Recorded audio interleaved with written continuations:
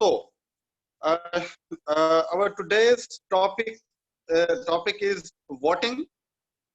Then we will study political culture, and lastly we will discuss political socialization. हम इसको discuss करेंगे, ठीक है? तो ये तीन टॉपिक्स हैं, बहुत ही इंपॉर्टेंट टॉपिक्स हैं। आपको जो मैंने असाइनमेंट्स दी हैं उसके उनके अंदर भी इन्हीं की डिफरेंट लोगों को दी गई हैं। तो अगर आप ये लोग समझेंगे सही तरीके से तो आपको बहुत ज्यादा हेल्प आउट होगा। हमने अपने प्रीवियस लेक्चर में हमने पढ़ा था पॉलिटिकल पार्टीज के बारे में, और हमने इलेक्शंस के बारे में पढ़ा था कि वो क्या होते हैं। तो आज हम वोटिंग, पॉलिटिकल कल्चर और पॉलिटिकल सोशलाइजेशन के बारे में पढ़ेंगे। ये क्या चीजें हैं, और ये वो टॉपिक्स हैं जो आपकी डेली रूटीन के अंदर यूज होते हैं। आप इन टॉपिक्स को देखते सुनते हैं, आप इनका हिस्सा होते हैं। तो आप बीइंग द एजुकेटेड पर्सन और the student of social sciences, specially law, तो आपको इन चीजों का पता होना चाहिए। तो आज का टॉपिक इस वजह से भी इम्पोर्टेंट है कि आपने इन चीजों को समझना है। तो firstly we will discuss voting, के वोटिंग क्या होती है। वोटिंग, तो जो वोटिंग है basically this is a method. ये जो वोटिंग है ये एक मेथड है जिसमें इलेक्टोरेट होता है और कलेक्टिव डिसीजंस लिए जाते हैं या एक्सप्रेस किए जाते हैं अपने ओपिनियन की तौर पे, कब? डिफरेंट डिस्कशन, डिबेट्स के बाद और इलेक्शन कैंपेन्स के बाद। यानी कि वोटिंग क्या होती है? वोटिंग एक प्रोसेस है, वोटिंग एक वे है किसी चीज को एक्सप्रेस करने का।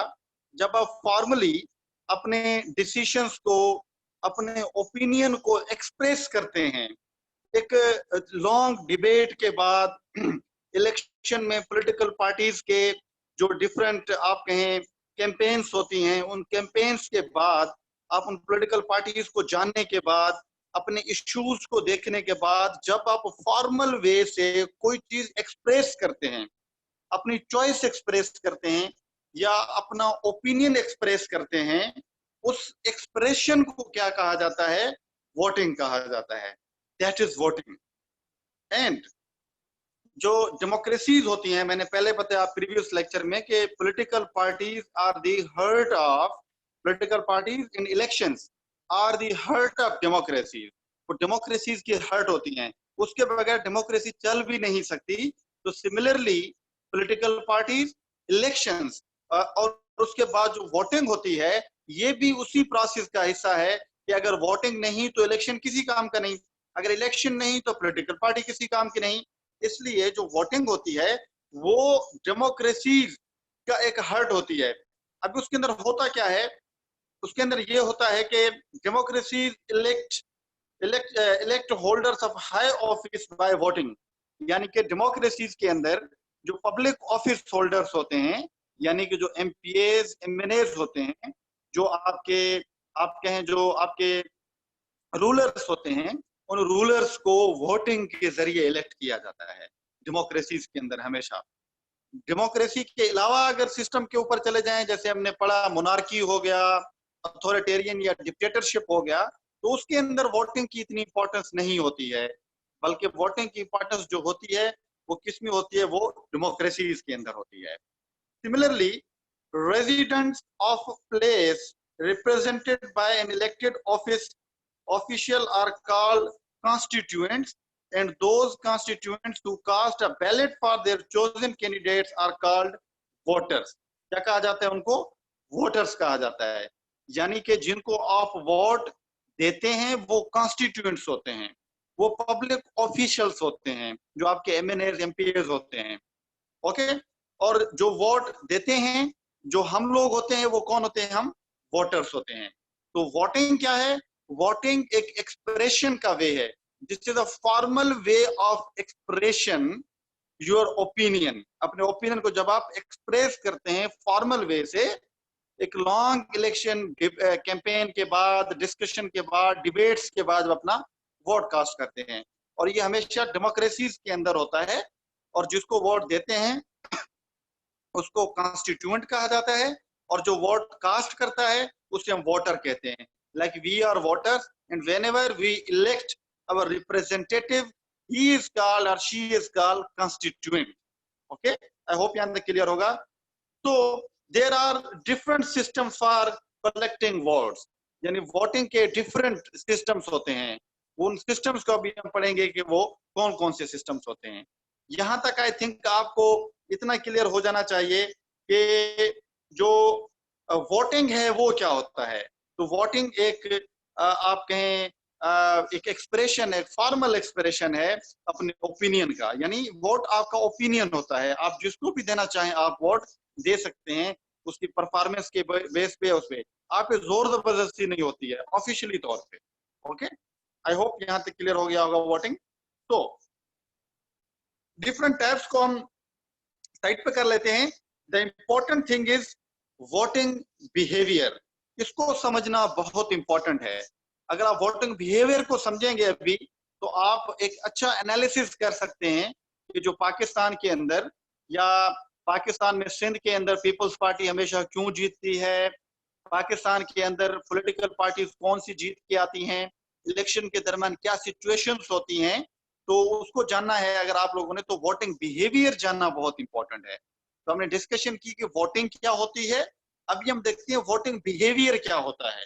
तो voting behaviour means understanding voters behaviour, explaining how and why decisions are made either by public decision makers, by electors or voter. तो वोटिंग बिहेवियर क्या होता है. वोटिंग बिहेवियर का मतलब है कि जब जो वोटर्स का बिहेवियर होता है, यानी हम लोग जब वोट कास्ट कर रहे होते हैं तो हमारा बिहेवियर क्या होता है, हम क्यों किसी को वोट देते हैं, हम क्यों किसी को वोट नहीं देते, इस चीज की स्टडी को वोटिंग बिहेवियर कहा जाता है. क्या वोटिंग बिहेवियर कहा जाता है.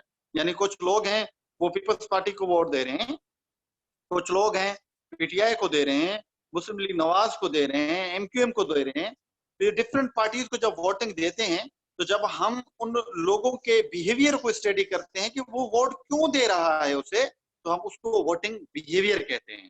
ओके, तो to interpret voting behaviour, to interpret voting behavior, both political science and psychology experts were necessary, and therefore the field of political psychology emerged, including the electoral psychology. तो dear students, voting behavior को जानने के लिए political science में एक पूरी branch है उसकी, जिसको हम political psychology कहते हैं. हमने पहले लेक्चर में भी इसको डिस्कस किया था कि साइकोलॉजी और पॉलिटिकल साइंस कैसे एक दूसरे से इंटरलिंक्ड हैं. तो पॉलिटिकल साइकोलॉजी जो है ये आप कह सकते हैं कि एक फील्ड है पॉलिटिकल साइंस की, जिसका मकसद ही यही होता है कि जो इलेक्टोरल साइकोलॉजी है, यानी लोग इलेक्शंस में किसको वोट देते हैं किसको क्यों नहीं देते, उनके बिहेवियर्स को जो स्टडी करती है उससे हम पॉलिटिकल साइकोलॉजी कहते हैं. जिसका पर्टिकुलर वर्क ये होता है कि वो लोगों की साइकी चेक करती है, लोगों के माइंड्स को देखती है, उनसे देखती है कि वो वोट किसी को दे रहे हैं क्यों नहीं दे रहे. आप देखें ना, इलेक्शन से पहले सर्वे पोल्स आते हैं, उनके अंदर लिखा होता है कि इतने परसेंट ये पार्टी जीतेगी, इतने परसेंट ये कैंडिडेट जीतेगा. तो वो जो पोल्स कराए जाते हैं, वो जो सर्वेस कराए जाते हैं, वो वोटिंग बिहेवियर होता है. वो पॉलिटिकल साइकोलॉजी से किए जाते हैं, डिफरेंट क्वेश्चंस पुट करके. सिमिलरली जो political psychology researchers study ways in which effective influence may help voters to make more informed voting choices, with some proposing that the effect explain how the electorate make informed political choices. यानी political psychology ये देखती है कि एक informed choice कैसे हो सकती है किसी भी वोटर की, कि वोटर किस बेस के ऊपर किसी कैंडिडेट को या किसी पॉलिटिकल पार्टी को वोट करा रहा है. वो क्या जहालत के बेस पे कर रहा है, पढ़ाई लिखाई के बेसिस पे कर रहा है, किस बेसिस पे कर रहा है.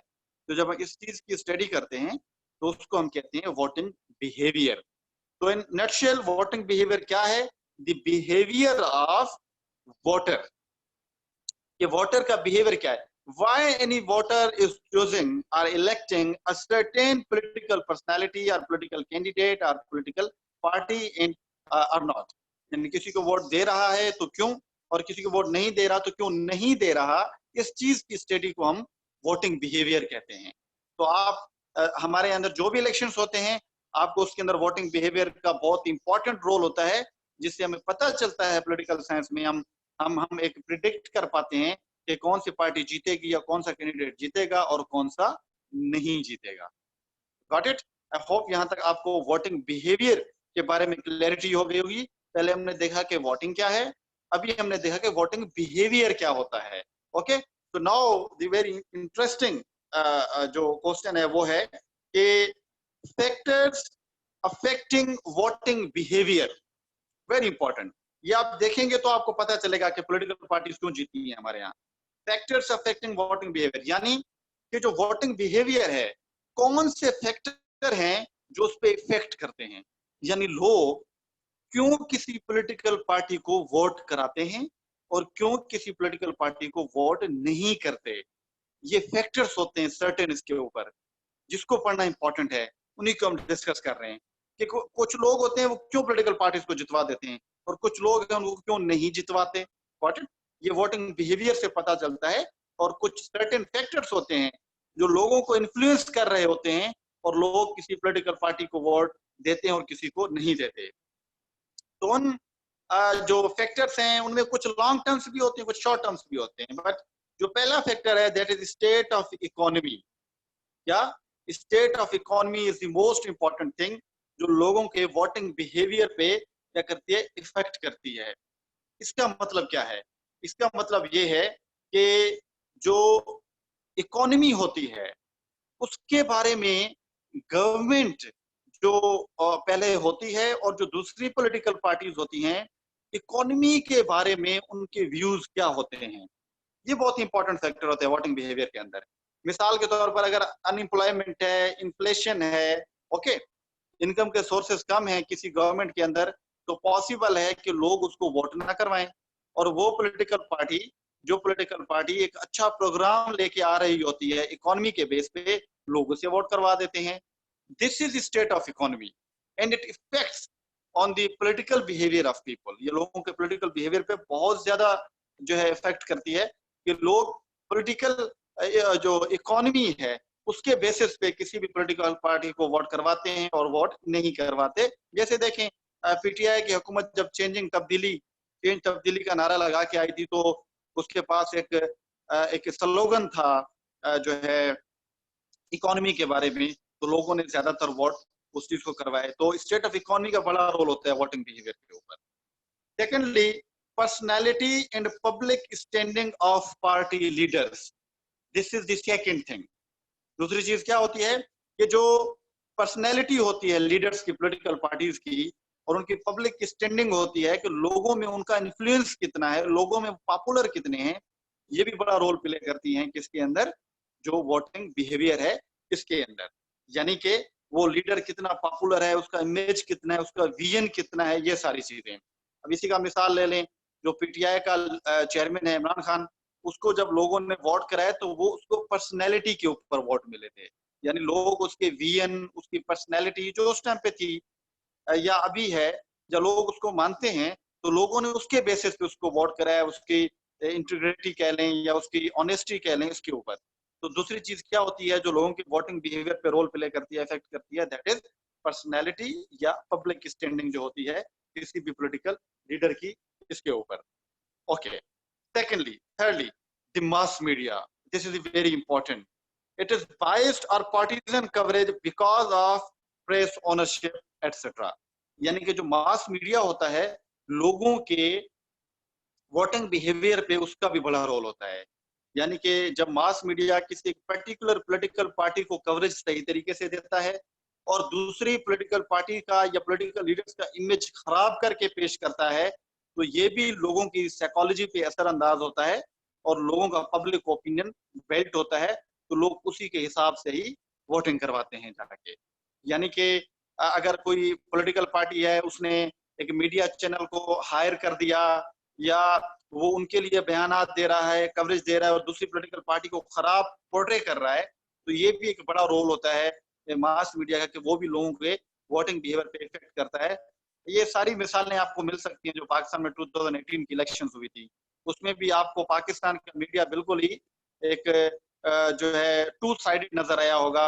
कुछ मीडिया था जो एक पॉलिटिकल पार्टी को कर रहा था, दूसरी को खराब दिखा रहा था, और कुछ था वो उसी को दिखा रहा था। तो ये भी लोगों को पब्लिक ओपिनियन के ऊपर बड़ा मैटर करता है, वोटिंग बिहेवियर के ऊपर। तो लोग उस चीज को वोट करवाते हैं।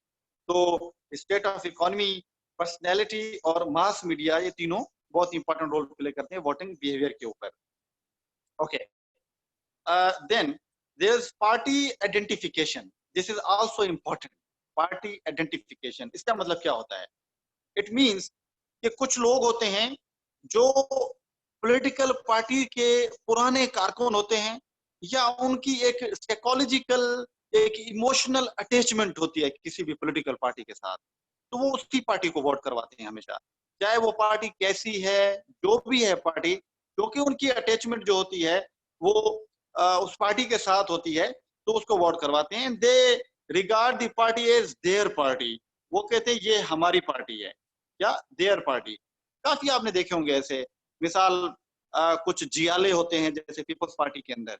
तो पीपल्स पार्टी की जो भी जैसी भी परफॉर्मेंस होगी, जियाला हमेशा उसे वोट कराएगा। नवाज लीग के अंदर भी ऐसे लोग हैं, पीटीआई के अंदर भी ऐसे लोग हैं, एमक्यूएम के अंदर भी ऐसे लोग होते हैं। तो ये भी रोल प्ले करता है वोटिंग बिहेवियर के अंदर के कुछ लोग एक पर्सनल पार्टी का एसेट्स होते हैं, और वो पार्टी के साथ उनकी अटैचमेंट होती है। वो आइडेंटिफाई करते हैं पार्टी के साथ खुद को, कि हमारी आइडेंटिफिकेशन ही पार्टी के साथ है, हम रहे ही इसी पॉलिटिकल पार्टी के साथ हैं, तो हम इसको वोट करेंगे और पार्टी को वोट नहीं कराना। तो ये भी बड़ा रोल प्ले करती है। देन सोशियोलॉजिकल फैक्टर्स, ये भी बड़ा रोल प्ले करते हैं। And what does mean by sociological patterns?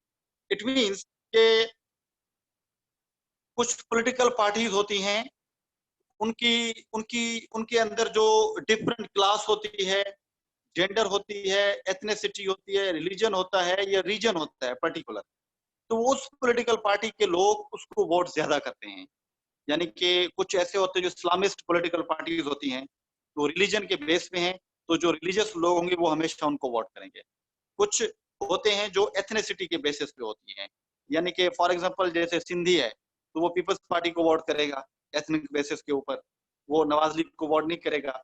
And secondly religion के बेसिस पे, जैसे जमायत इस्लामी है, मौलाना फजलुर रहमान की पॉलिटिकल पार्टीज हैं, तो मजहबी लोग हमेशा उसको वोट करेंगे। ओके, और कुछ रिलीजन पार्टी हैं रीजन के अंदर, जैसे बलोचिस्तान नेशनल पार्टी है अख्तर बेंगल की, तो आप देखें लोग उसको ही वोट कराएंगे।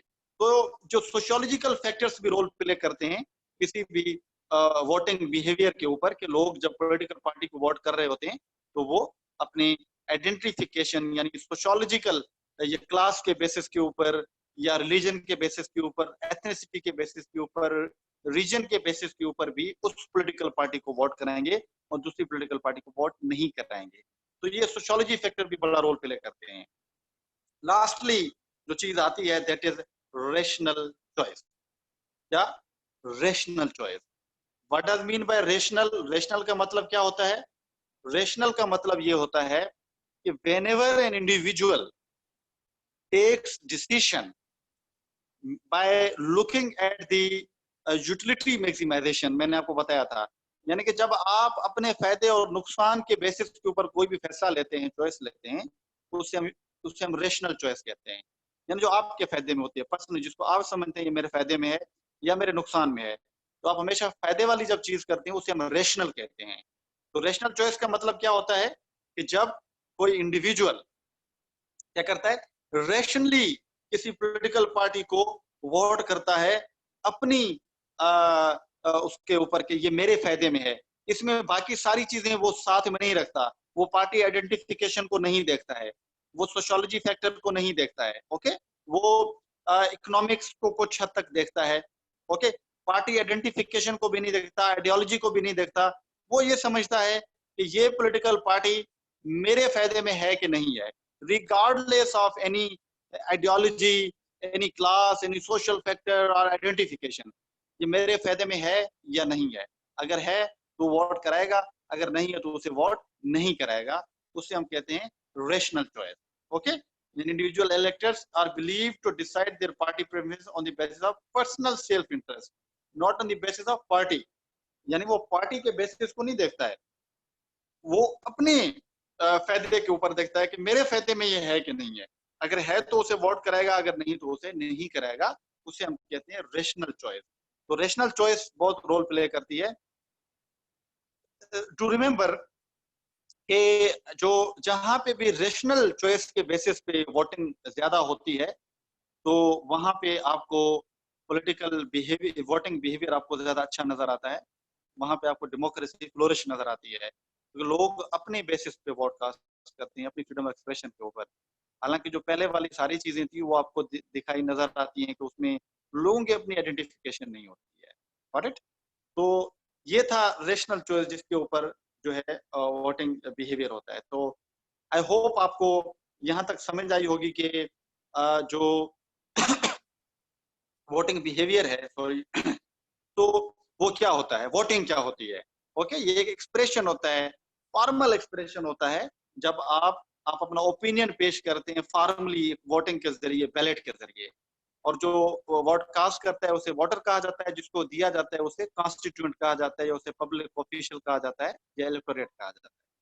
और वोटिंग बिहेवियर क्या है, ये एक पॉलिटिकल साइंस की ब्रांच है, पॉलिटिकल साइकोलॉजी। उसके अंदर देखा जाता है कि जब लोग किसी पॉलिटिकल पार्टी को या पॉलिटिकल लीडर को वोट करा रहे हैं तो वो क्यों करा रहे हैं, तो उसको हम पॉलिटिकल बिहेवियर कहते हैं। और फिर उसके ऊपर कुछ फैक्टर्स होते हैं पॉलिटिकल बिहेवियर के, जो इफेक्ट करते हैं लोगों के वोटिंग के ऊपर। तो हमने पढ़ा कि उसके अंदर स्टेट ऑफ इकोनॉमी होती है, उसके अंदर पार्टी आइडेंटिफिकेशन होती है, उसके अंदर सोशोलॉजिकल फैक्टर्स होते हैं, और रेशनल चॉइस होती है, लोग अपनी मर्जी से वोट कराते हैं उस पार्टी के ऊपर। तो ये था हमने जो पढ़ा वोटिंग बिहेवियर के बारे में। ये वोटिंग बिहेवियर क्या है। तो अभी जो हमारा नेक्स्ट जो हमारी स्लाइड है, उसको हम अभी देखने जा रहे हैं कि वो कौन सी है। ये हमारा वोटिंग बिहेवियर के ऊपर था सारा। तो लेट्स स्टार्ट नेक्स्ट लेक्चर कि वो कौन सा है। आई होप यहाँ तक आपको वोटिंग के बारे में सारे कंसेप्ट क्लियर हो गए होंगे। तो तो let's come on another topic. Okay,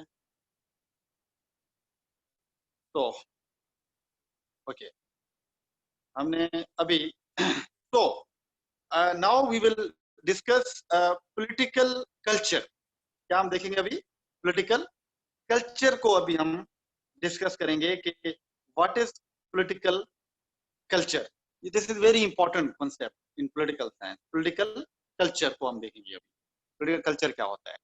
तो हमने क्या पढ़ा है, हमने पॉलिटिकल पार्टीज, हमने इलेक्शंस, हमने वोटिंग, और अभी हम पढ़ रहे हैं पॉलिटिकल कल्चर। ये छोटे से टॉपिक्स हैं, इंटरेस्टिंग है बहुत ज्यादा, इसको आपने देखना है। ओके, तो पॉलिटिकल कल्चर क्या होता है। Political culture is the psychological orientation of people to their political system, यानी कि गवर्नमेंट।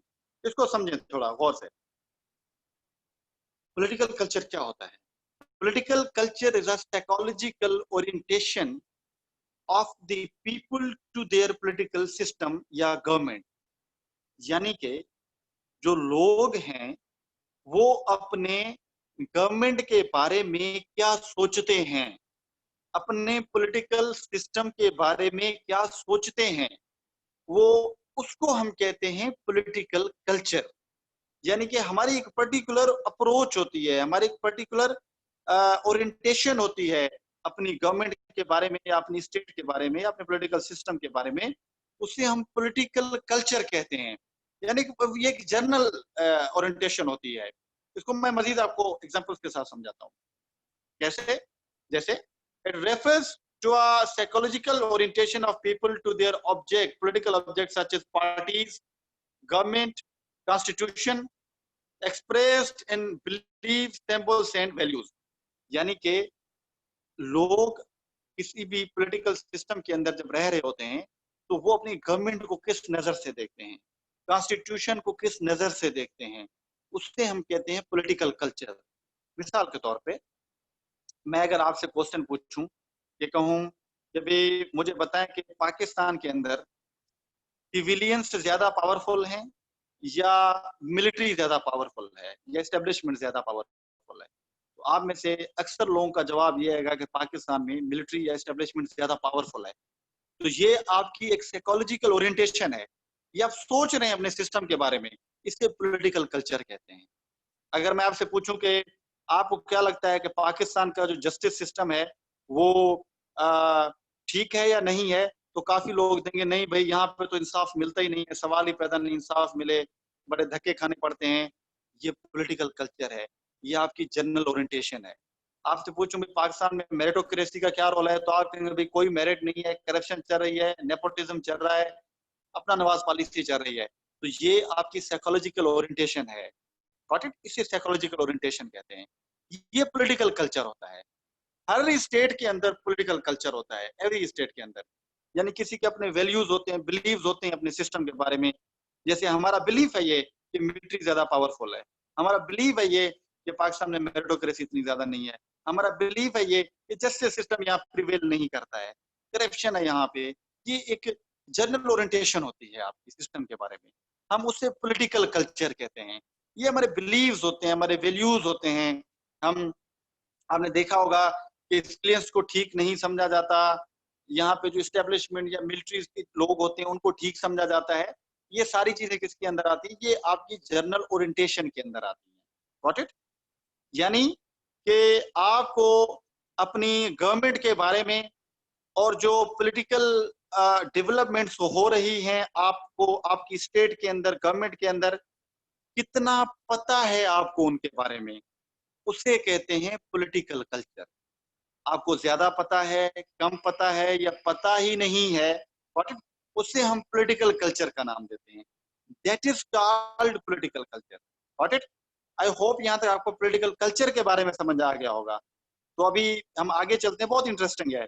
तो माइंड में ये होना चाहिए कि पॉलिटिकल कल्चर क्या होता है, कि ये जनरल ओरिएंटेशन होती है साइकोलॉजिकल अपने सिस्टम के बारे में, कि आप अपने पॉलिटिकल सिस्टम जिसमें आप रह रहे हैं उसको कैसे देखते हैं, कॉन्स्टिट्यूशन कैसे देखते हैं, लॉ को कैसे देखते हैं, जस्टिस सिस्टम कैसे देखते हैं, सिविलियन और मिलिट्री के रिलेशनशिप को कैसे देखते हैं, इसे हम कहते हैं क्या, पॉलिटिकल कल्चर। और ये हर स्टेट में होता है, ठीक है, that is called political culture. तो अभी हम आते हैं कि types of political culture. Do remember, political culture के 3 टाइप्स हैं, very interesting, these are very easy. There are 3 types of political culture. The first one is parochial political culture. Parochial कहते हैं लोकल को, got it. Parochial means local, indigenous जिसे हम कहते हैं, एक वो political culture होता है। दूसरा है subject political culture, got it. तीसरा है civic political culture या participant political culture, got it, इसे हम कहते हैं।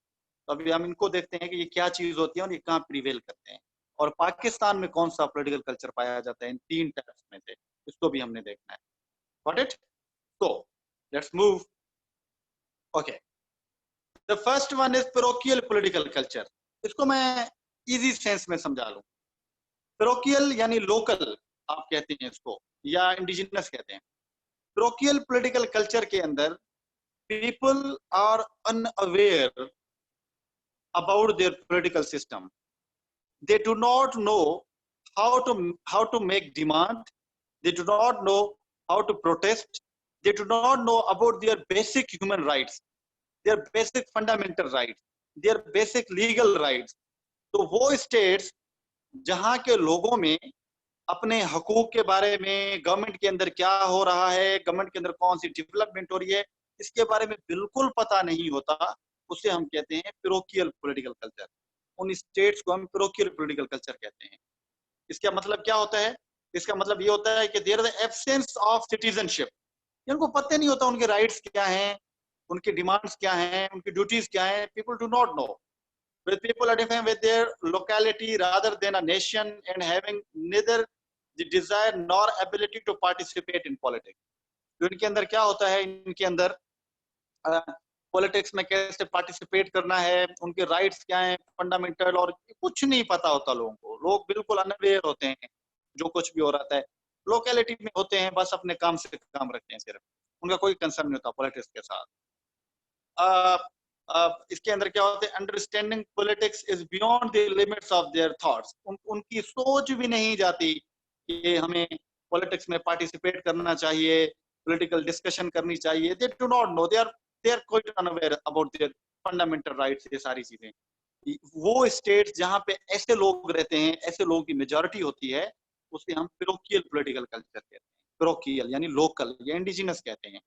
Example, this type of culture is found in some third world countries, especially where monarchies के अंदर ऐसे होता है जहाँ पे बादशाह आते हैं, तो वहाँ के लोगों की जरूरत भी नहीं होती कि वो डिमांड करें जाके बादशाहों से।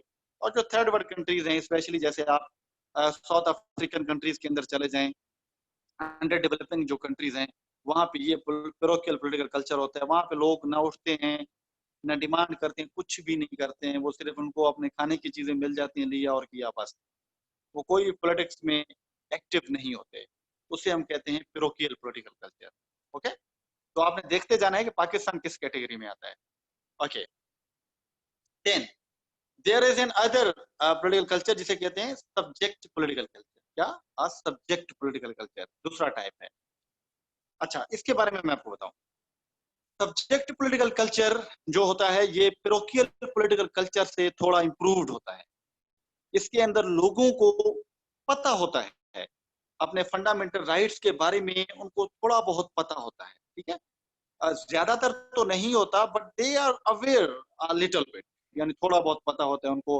वो थोड़ा बहुत एहतजाज भी कर लेते हैं, वो थोड़ा बहुत अपनी राइट्स की डिमांड भी कर लेते हैं, बट मुकम्मल तौर पे नहीं करते हैं। ठीक है, तो इसके अंदर क्या होता है, ये this is passivity among the citizens and the recognition that they have only a very limited capacity to influence the government। तो सब्जेक्ट पॉलिटिकल कल्चर के अंदर लोग ये समझते हैं कि हम हुकूमत को ज्यादा इन्फ्लुएंस नहीं कर सकते, थोड़ा बहुत कर सकते हैं। यानी कि वोटिंग की बात आप देखें ना, यानी जब रेशनल चॉइस मैंने जो बताई थी, तो सब्जेक्ट पॉलिटिकल कल्चर के अंदर रेशनल चॉइस नहीं होती है। यानी कि लोग यहाँ पे किसी ना किसी तरीके से इन्फ्लुएंस हो जाते हैं। लोगों को मुकम्मल तौर पे पता नहीं होता कि उनके पास क्या राइट्स हैं, क्या उनके पास पावर है। थोड़ा बहुत पता होता है और वो उसको इन्फ्लुएंस करते हैं। They do not participate in system, इतना ज्यादा पार्टिसिपेट नहीं करते उस सिस्टम के अंदर। Their contribution to the system are almost zero, इतना ज्यादा नहीं होता, वो ज्यादा एहतजाज नहीं करते, ज्यादा बाहर नहीं निकलते हैं। They only focus on welfare activities of government for instance health and education. बस उनकी डिमांड यही होती है कि उनको खाने पीने की चीजें मिल जाएं, हेल्थ का सिस्टम ठीक हो जाए, एजुकेशन अच्छी मिल जाए, हमें और हुकूमत से कुछ भी नहीं चाहिए। और अगर हुकूमत उनको दे देती है तो वो चुप करके बैठ जाते हैं, उससे ज्यादा वो डिमांड भी नहीं करते। ठीक है, ये सब्जेक्ट पॉलिटिकल कल्चर के अंदर ये चीजें होती हैं। तो आपको पता चल रहा होगा ये थोड़ा सा इम्प्रूव्ड है, पेरोकियल पॉलिटिकल कल्चर है। ठीक है, सब्जेक्ट पॉलिटिकल कल्चर यानी कि उन लोगों को कुछ ना कुछ पता होता है कि क्या हो रहा होता है, ज्यादा नहीं, कुछ ना कुछ होता है।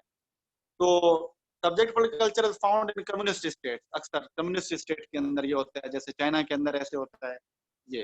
तो आपने अगेन पाकिस्तान के अंदर भी देखना है कि पाकिस्तान में पेरोकियल है या सब्जेक्ट है, या अभी हम थर्ड पढ़ेंगे अभी सिविक। तो आई होप आपको सब्जेक्ट पॉलिटिकल कल्चर भी समझ आ गया होगा। ठीक है, ये पेरोकियल से थोड़ा इंप्रूव्ड होता है, जहां लोगों को थोड़ा बहुत पता होता है चीजों के बारे में। थर्ड, पार्टिसिपेंट पॉलिटिकल कल्चर, या जिसे हम सिविक पॉलिटिकल कल्चर भी कहते हैं। ठीक है, जैसे मैंने बताया था, सिविक पॉलिटिकल कल्चर या participant political culture, this is very important, इसको समझें। सिविक पॉलिटिकल कल्चर के अंदर people are fully informed about their rights, about their duties, okay, and they make demands openly। ये किसी से नहीं डरते हैं। सिविक पॉलिटिकल कल्चर के अंदर रहने वाले जो लोग होते हैं, they are totally aware, they are educated persons, they know their right, they know their fundamental legal right। और जहां पता हो उनको कि गवर्नमेंट गलत कर रही है, ये गवर्नमेंट के खिलाफ एहतजाज करने पे निकल आते हैं। they are hyper active, they are very active about their fundamental right। Okay, so this is when citizens pay close attention to politics in regards popular participation is both desirable and effective। जो popular participation करते हैं, ये बड़े closely government के decisions को देख रहे होते हैं। लोगों को पता होता है कि गवर्नमेंट ये डिसीजन क्यों ले रही है, किस लिए ले रही है, और लोगों की मेजॉरिटी को पता होता है। और अगर जहां इनको पता चले कि नहीं ये गलत हो रही है, तो सारे लोग बाहर निकल आते हैं और एहतजाज करना शुरू कर देते हैं। In participant political culture, there exists high level of awareness about political system। यानी कि लोग totally aware होते हैं इसमें। People have knowledge of their system, उनको पता होता है they know their strength and they influence policies by participating in the system. उनको पता होता है कि उनके पास क्या ताकत है, उनके पास वोट की ताकत है, उनके पास एहतजाज की ताकत है। तो जब उनको पता चले कि हुकूमत कोई ऐसी पॉलिसी बना रही है जो उनके खिलाफ है, तो सारे लोग बाहर निकलेंगे और बाहर निकल के आके एहतजाज करेंगे आगे, और गवर्नमेंट को मजबूर करेंगे कि वो अपने डिसीजंस वापस ले। ये जो दुनिया के अंदर हाई लेवल की डेमोक्रेसीज हैं, जो कंसोलिडेटेड डेमोक्रेसीज हैं, यानी वो डेमोक्रेसीज जो मजबूत डेमोक्रेसीज हैं, वहां पे सिविक पॉलिटिकल कल्चर होता है हमेशा इसके अंदर, ठीक है। तो जैसे यूएसए, यूके और मेनी वेस्टर्न कंट्रीज के अंदर आपको सिविक पॉलिटिकल कल्चर नजर आएगा या पार्टिसिपेंट नजर आएगा, वहां के लोग हाइपर एक्टिव होते हैं। तो इन अदर सेंस अगर हम देखें तो हमने 3 किस्म के पॉलिटिकल कल्चर्स पढ़े हैं, ठीक है। बिल्कुल इसी तरीके से ही अगर देखें, ये था आपका जो था पैरोकियल था, इसके अंदर लोगों को बिल्कुल भी इंफॉर्मेशन नहीं होती। दूसरा हमने पढ़ा जो था सब्जेक्ट पॉलिटिकल कल्चर था, उसके अंदर कुछ ना कुछ लोगों को पता होता है। तीसरा था सिविक पॉलिटिकल कल्चर पढ़ा या पार्टिसिपेंट, इसमें लोगों को मुकम्मल तौर पे पता होता है। लोग वहां पे वॉच डॉग की तरह बैठे होते हैं। लोगों को जब पता चले कि कोई भी खिलाफ उनकी चीज हुई है तो वो एहतजाज करना शुरू कर देते हैं। मिसाल के तौर पर आप देखें, अमेरिका में आपको एहतजाज नजर आते हैं, यूके में नजर आते हैं, फ्रांस में नजर आते हैं। तो ये क्या होता है, वहां पे सिविक पॉलिटिकल कल्चर होता है, लोगों को पता होता है अपनी चीजों के बारे में, ठीक है। ये था पॉलिटिकल कल्चर। तो आपने पाकिस्तान के हिसाब से देखना है कि पाकिस्तान किस कैटेगरी में लाया करता है इस मामले के ऊपर। Got it? तो मूविंग अहेड, जिससे लास्ट टॉपिक बिल्कुल छोटा सा टॉपिक है, जस्ट आपको आइडिया देना है कि पॉलिटिकल सोशलाइजेशन, क्या पॉलिटिकल सोशलाइजेशन ये क्या होता है। ओके, पॉलिटिकल सोशलाइजेशन, ठीक है। Political socialisation, let me take your attendance first and I'm taking it. मैं अटेंडेंस ले लूंगा आप लोगों की। Okay, got it. तो ओके बच्चों, पॉलिटिकल सोशलाइजेशन क्या, पॉलिटिकल सोशलाइजेशन, पॉलिटिकल सोशलाइजेशन क्या होगा। तो अभी तक हमने क्या पढ़ा, political parties, elections, voting, political culture. Now we are studying political socialisation. Political socialisation का भी रोल होता है पॉलिटिकल कल्चर में और वोटिंग के अंदर। तो पॉलिटिकल सोशलाइजेशन क्या है, the way in which individuals acquire the information, beliefs, attitudes and values that help them understand the operations of their political system and orient themselves within it. That is called political socialization. Political socialization में क्या होता है कि जब individuals को यानी हमें अपने पॉलिटिकल सिस्टम के बारे में पता चलता है, जितना ज्यादा पता चलता है और हम एक पर्टिकुलर अपने वैल्यूज, अपनी ओरिएंटेशन बना लेते हैं अपने पॉलिटिकल सिस्टम के बारे में, उससे हम पॉलिटिकल सोशलाइजेशन कहते हैं। क्या कहते हैं, पॉलिटिकल सोशलाइजेशन कहते हैं। मिसाल के तौर पर इसकी मिसाल देता हूं, आप अपने घर में बैठे होते हैं, मीडिया पे आपको पता चलता है कि पाकिस्तान का वजीर आजम कौन हो गया, पाकिस्तान के अंदर फिल्म मिनिस्टर चेंज हो गया, और आप टॉक शोज देख रहे होते हैं या दोस्तों के साथ डिस्कशन कर रहे होते हैं, हमको पता चलता है कि फिल्म लीडर कैसा है, पाकिस्तान की ये हिस्ट्री कैसे रही है, पाकिस्तान के अंदर डेमोक्रेसी का रोल क्या रहा है, डिक्टेटरशिप क्यों आई है। ये सारी चीजें आप कहाँ से सुनते हैं, ये आप सुनते हैं अपने दोस्तों से, मीडिया से सुन लिया, यूनिवर्सिटी में सुन लिया, स्कूलों से सुन लिया। तो जब ये आप सुनते हैं तो आप एक पर्टिकुलर अपना बिलीफ बना लेते हैं पॉलिटिकली। आपको पता चल जाता है आप में से कोई सिविलियंस का फेवरेबल बन जाता है, उनको फेवर करता है, कोई मिलिट्री का बन जाता है, कोई कहते हैं हमारी अपनी गलती है। ये जो आप अपने वैल्यूज सेट करते हैं ना, इसलिए हम पॉलिटिकल सोशलाइजेशन कहते हैं। दिस इज पॉलिटिकल सोशलाइजेशन, ठीक है। कि हम जब जानना शुरू करते हैं अपने पॉलिटिकल सिस्टम के बारे में कि हुकूमत क्या कर रही है, क्यों कर रही है, तो उससे हम पॉलिटिकल सोशलाइजेशन कहते हैं, ठीक है। Okay, political socialisation is the process through which individuals acquire political beliefs and values and by which these are transmitted from one generation to next. यानी कि हमें जब पता चलता है कि पॉलिटिकल सिस्टम हमारा कैसा है, कैसा वर्कआउट करता है, क्या करता है, और फिर हम ये बताते रहते हैं अपने बच्चों को, अपने दोस्तों को, और वो चीजें ट्रांसमिट होती रहती हैं, ट्रांसफर होती रहते हैं, उसे हम पॉलिटिकल सोशलाइजेशन कहते हैं। मिसाल के तौर पर मैं एक छोटी सी मिसाल देता हूँ आपको पॉलिटिकल सोशलाइजेशन की, कि मेरी किस तरीके से हो रही थी। कि मैं जो कि एक ट्राइबल एरिया में रहता हूँ, यहाँ पे सिंध के अंदर, इंटीरियर सिंध में अंदर, तो यहाँ पे झगड़े होते थे हमेशा, ट्राइबल क्वारल्स होते थे, डिस्प्यूट्स होते थे। तो इसके अंदर क्या होता था कि पुलिस आती थी और कुछ लोगों के ऊपर रेड करती थी और उनको मारती थी या उनके घर तबाह करती थी और वो उनको गिरफ्तार करके चली जाती थी। तो मैं बैठा होता था अपने बड़ों के साथ, तो वहाँ पे हमारे बड़े आपस में डिस्कशन करते थे और वो कहते थे कि जो हुकूमत है, वो कहते थे उसकी रिट होती है, पुलिस के सामने कुछ नहीं होता है। वो एक वर्ड यूज़ करते थे, कहते थे कि जो गवर्नमेंट है वो फील मस्त है, यानी कि उसको कोई कुछ नहीं कह सकता। इन अदर सेंस के वो सॉवरेन है, गवर्नमेंट इज़ ऑलवेज़ सॉवरेन। तो ये वर्ड यूज़ करते थे। तो मुझे वहाँ से पता चला कि जो हुकूमत होती है, उसके पास सब पावर्स होते हैं। हुकूमत के सामने कोई कुछ नहीं कर सकता है। तो ये मेरी एक सोशलाइज़ेशन हो रही थी उस टाइम पे। मुझे पता चल रहा था कि ये सिस्टम में क्या हो रहा है। सेकेंडली मेरे जो वालिद हैं उनका पॉलिटिकल बैकग्राउंड है, तो वो इलेक्शंस में जो थे वो पार्टिसिपेट करते थे। तो उस पार्टिसिपेशन के अंदर क्या होता था, मुझे पता चला कि फिर ये लोकल बॉडीज के इलेक्शंस क्या होते हैं, काउंसलर क्या होता है, इनके राइट्स क्या होते हैं। तो ये क्या हो रही थी, मेरी पॉलिटिकल सोशलाइजेशन हो रही थी। तो इसे हम पॉलिटिकल सोशलाइजेशन कहते हैं कि जब आप अपने पॉलिटिकल सिस्टम के बारे में आपको पता चले कि कौन सी पॉलिटिकल पार्टी कैसी है, कब कैसी हुकूमत आई थी, ये क्या हो रहा है सिस्टम, पॉलिटिकल चीजों के बारे में जब आपको पता चले, तो उससे हम पॉलिटिकल सोशलाइजेशन कहते हैं। ठीक है, आई होप यहाँ तक आपको समझ आ गई होगी सारी चीजें। ठीक है, ओके। तो ये पॉलिटिकल सोशलाइजेशन होती है। ओके, मियां वकास। ओके, तो अभी हम देखते हैं, लास्ट है हमारा, ये बहुत इंपॉर्टेंट है कि ऑफ पॉलिटिकल सोशलाइजेशन, क्या, एजेंट्स ऑफ पॉलिटिकल सोशलाइजेशन। ये जो पॉलिटिकल सोशलाइजेशन होती है हमारे यहाँ, वो कैसे होती है, वो कौन करता है। ऐसा तो नहीं होता ना कि हम पैदा होते ही हमारे अपने हिसाब से हमें पता चल जाए कि पाकिस्तान में प्रेसिडेंशियल सिस्टम है, पार्लियामेंट्री है, वजीर आजम होगा नहीं होगा, ठीक है, कि हुकूमत क्या कर रही है, कैसे, ये सारी चीजें ये हमें पैदा होते नहीं पता चली हैं, ये हमें पता चलती रहती हैं with the passage of time. तो उसको हम कहते हैं एजेंट्स होते हैं, यानी कि how people learn new attitudes in their political system.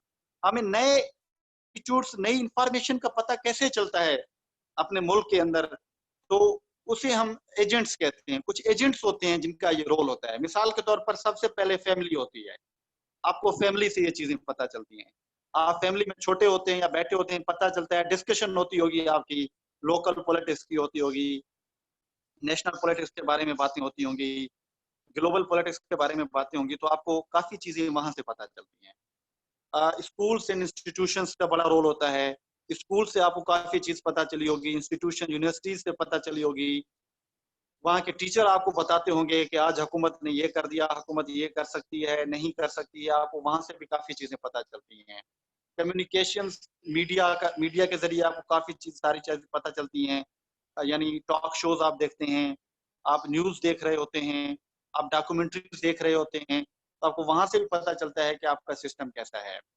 Peer groups का बड़ा रोल होता है, यानी आपके जो फ्रेंड सर्कल होती है, फ्रेंड सर्कल, यानी आपको दोस्तों से पता चलता है कि डिस्कशन होती है आपस में, वहां से भी आपको एटीट्यूड्स का पता चलता है, आप में पॉलिटिकल सोशलाइजेशन होती है। देन रिलीजियस इंस्टीट्यूशंस, ठीक है, जो रिलीजियस इंस्टीट्यूशन है उसके अंदर भी पॉलिटिक्स की बात होती है, तकरीरें होती हैं वहाँ पे, खुतबात होते हैं, उसके अंदर भी आपको पता चलता है इन सारी चीज़ों के बारे में कि ये क्या है, तो आपको वहाँ से भी ये सारी चीज़ें होती हैं। तो ये एजेंट्स हैं पॉलिटिकल सोशलाइजेशन के, जहाँ से हमें इंफॉर्मेशन का पता चलता है। कहने की बात ये कि इसका बड़ा रोल होता है, तो थोड़ा अंदाजा लगाएं आप कि जहाँ पे पॉलिटिकल सोशलाइजेशन ज्यादा हो, जहाँ का पॉलिटिकल कल्चर जो है वो सिविक हो, ठीक है, तो वहां पे, और जहाँ का जो वोटिंग बिहेवियर है वो रेशनल चॉइस के ऊपर हो, ये तीन चीजें जहां भी होती हैं, तो आपको पता चलता है कि वहां पे जो डेमोक्रेसी होगी, वहां का जो पॉलिटिकल सिस्टम होगा, वो सिस्टम ज्यादा डेवलप्ड होगा। और जहां पे ये चीजें नहीं होंगी, आपको पता चलेगा वहां का पॉलिटिकल सिस्टम इतना डेवलप नहीं होगा। Got it? तो पाकिस्तान को भी आप इसी हिसाब से देख सकते हैं कि क्या पाकिस्तान में पॉलिटिकल सोशलाइजेशन है, लोगों को पता होता है चीजों के बारे में, क्या पाकिस्तान का पॉलिटिकल कल्चर सिविक या पार्टिसिपेंट है या नहीं है, क्या पाकिस्तान के लोग रेशनली वोट करते हैं या नहीं करते हैं, ठीक है, हमारा वोटिंग बिहेवियर क्या है, कभी बिरादरी सिस्टम पे हो जाता है, कभी सेक्टेरियन बेसिस पे, कभी पार्टी आइडेंटिफिकेशन पे, रेशनली तो होता नहीं है। तो जब ये चीजें नहीं होती हैं तो वो पॉलिटिकल सिस्टम डेवलप भी नहीं करता है। तो पॉलिटिकल डेवलपमेंट के लिए जरूरी है, पॉलिटिकल सिस्टम की डेवलपमेंट के लिए जरूरी है कि पॉलिटिकल सोशलाइजेशन ज्यादा से ज्यादा होनी चाहिए, सिविक पॉलिटिकल कल्चर होना चाहिए और वोटिंग बिहेवियर जो है वो रेशनली होना चाहिए। फिर ही जो है चीजें आपको कवर हो सकती हैं, आपका पॉलिटिकल सिस्टम डेवलप हो सकता है। तो पाकिस्तान को आपने इसी हिसाब से देखना है कि पाकिस्तान में क्या सिस्टम है।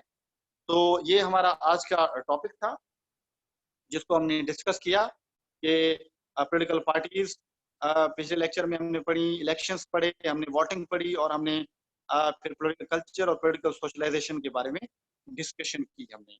तो ये आई होप आपको यहाँ तक चीजें समझ आ गई होंगी। आपके लिए एक होम टास्क है जो आपने करना है मुझे, ये मैं आपको भेज भी दूंगा, ठीक है। आपने you have to describe political culture, its types and significance, okay, in any political system. Then you have to take the case of Pakistan. कि आपने पाकिस्तान के अंदर केस लेना है कि जो पाकिस्तान का पॉलिटिकल कल्चर है वो कौन सा है और वो कैसा है, तो उसको आपने एक्सप्लेन करना है। ये आपका होम टास्क है। तो अगर आपके कोई भी क्वेश्चंस हैं तो उस क्वेश्चंस को अभी मैं डील करता हूँ, आप मुझसे पूछ सकते हैं या मुझसे आप प्राइवेटली भी पूछ सकते हैं। तो ये हमारा आज का टॉपिक था और नेक्स्ट टॉपिक में हम इसको इंशाल्लाह